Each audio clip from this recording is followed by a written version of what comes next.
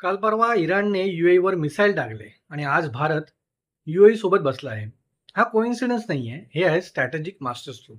नमस्कार मित्रांनो, तुम्ही पाहताय जगात काय चाललंय. मे 15 2026 भारताने युएई सोबत एकाच दिवशी इतक्या डील साईन केल्या की जग थक्क झालं. आता नक्की काय झालं बघूया. एक, स्ट्रॅटेजिक डिफेन्स पार्टनरशिप. भारत आणि युएई आता एकत्र डिफेन्स मॅन्युफॅक्चरिंग करणार, शस्त्रे बनवणार, म्हणजे स्वतःसाठी सुद्धा आणि एक्सपोर्टसाठी सुद्धा. दुसरं, एनर्जी सिक्युरिटी. युएईने भारताला दरवर्षी 0.5 मिलियन टन्स एलपीजी देण्याचा करार केला पुढची 10 वर्ष.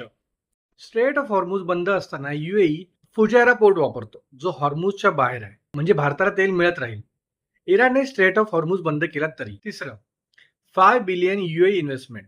युएईने भारताच्या इन्फ्रास्ट्रक्चरमध्ये 5 बिलियन गुंतवायचं ठरवलं. आणि चौथं, स्ट्रेट ऑफ हॉर्मुज. दोन्ही देशांनी एकत्र सांगितलं की स्ट्रेट ऑफ हॉर्मुज फ्री आणि ओपन राहायला हवा. इराणला हा थेट मेसेज आहे. पण हे फक्त इंडिया युएई स्टोरी नाहीये. युएईने ओपेक सोडलं, सौदी अरेबियाच्या विरोधात जाऊन. इराणने युएईवर हल्ला केला, सौदी अरेबिया गप्प राहिलं.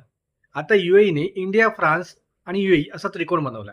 म्हणजे युएई मिडल ईस्ट मध्ये नवी बाजू शोधतोय आणि भारत त्यांचा नवा मित्र आहे. इराण युद्ध, स्ट्रेट बंद, तेल संकट या सगळ्यावर भारताने एक शांतपणे पॉवरफुल मूव्ह केला. युएई सोबत एनर्जी, डिफेन्स आणि इन्व्हेस्टमेंटचा तिन्ही एकत्र सिक्युअर केलं. जग जळत असताना भारत आपलं घर बांधतोय. पाहत राहा जगात काय चाललंय.